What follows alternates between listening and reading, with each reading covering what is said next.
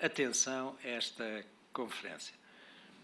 É evidente que os tempos são muito diferentes daqueles que levaram à fundação da organização em 1949, se a memória me não trai, às vezes a memória trai-me, e, portanto, eu peço desculpa se houver qualquer deslize, em que Portugal foi um dos membros fundadores. Os tempos mudaram muito.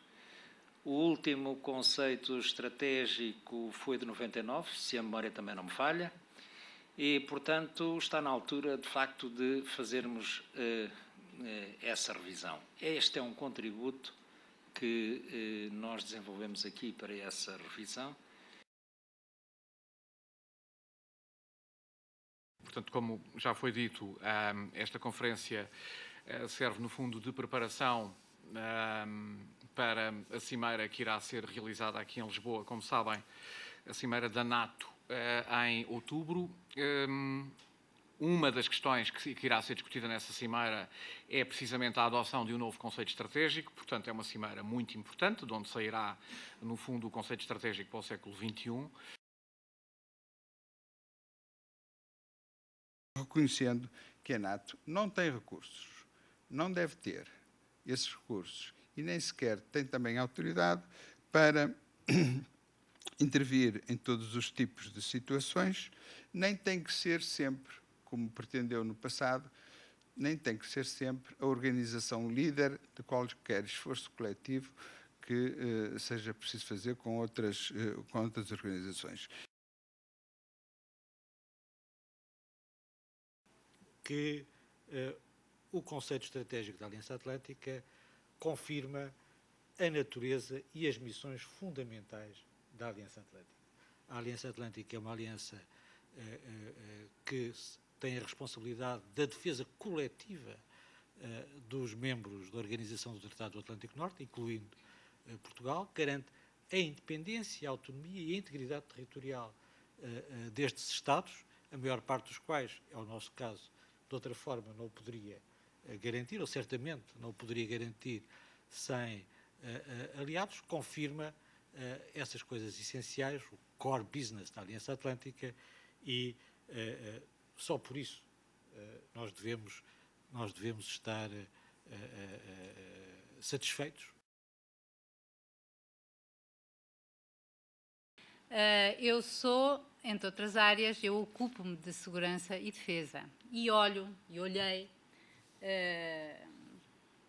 eu não quero dizer estudei, porque esse se calhar é o vosso papel, mas a verdade é que li com muita atenção este relatório do Conselho de Peritos, ou de Séniores, ou de Anciãos, ou Wise People, nos quais, pelos vistos, nós também propusemos um e não foi aceite, depois na segunda ronda, não é? Que foi o António Vitorino. E pensei, como jornalista, que é como é que isto se vende ao povo português, porque é para Portugal que eu estou a trabalhar, não é? É para o público português. Como é que se dá esta informação? Como é que isto suscita aquilo que eu acho fundamental, que é como é que se justifica a aliança perante as populações, perante o público em geral, perante aqueles que nos leem, isto no meu papel de jornalista. É uma das razões porque, atualmente, e desde setembro de 2001, a NATO estendeu a sua projeção, a sua ação, para zonas longínquas, não é? Faz lembrar quase como aquelas organizações terroristas que discutem se deve-se atacar o inimigo próximo ou o inimigo longínquo. A verdade é que esse é um grande debate entre os jihadistas, mas, na verdade, é claro que uma fonte do terrorismo é evidente que é o Afeganistão, uma das. Mas talvez a mais preocupante. Breve. E, por acaso, isto faz-me lembrar um bocado um livro que tentei de ler, nunca acabei, intitulado A História da Segunda Guerra Mundial, escrito por Winston Churchill. E a primeira parte, onde eu cheguei, como diz, eu nunca acabei o livro, falava sobre os anos 30. E, quer dizer, como chegamos ao início da Segunda Guerra Mundial. E o título deste livro se chamava The Gathering Storm. Se posso fazer uma tradução livre, seria a tempestade de informação. Eu acho que estamos mais ou menos numa época parecida agora. Quer dizer, as ameaças, o potencial para ter, quer dizer, uns conflitos no futuro ainda não são muito próximas para nós para ver de uma maneira clara, mas estão a chegar. E o problema é que, se não tomamos umas medidas para afrontar estas ameaças hoje em dia, amanhã será tarde demais.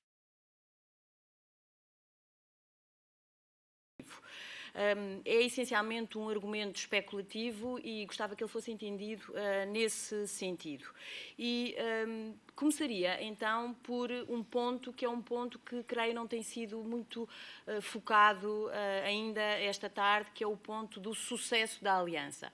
Nós estamos a falar de um processo que é um processo de revisão de uma aliança, que é também uma organização, enfim, que tem uma estrutura militar muito concreta, mas, na verdade, temos que trabalhar sobre a constatação de que essa organização foi criada há 61 anos e, se ela existe ainda atualmente, é porque, na verdade, ela foi bem sucedida.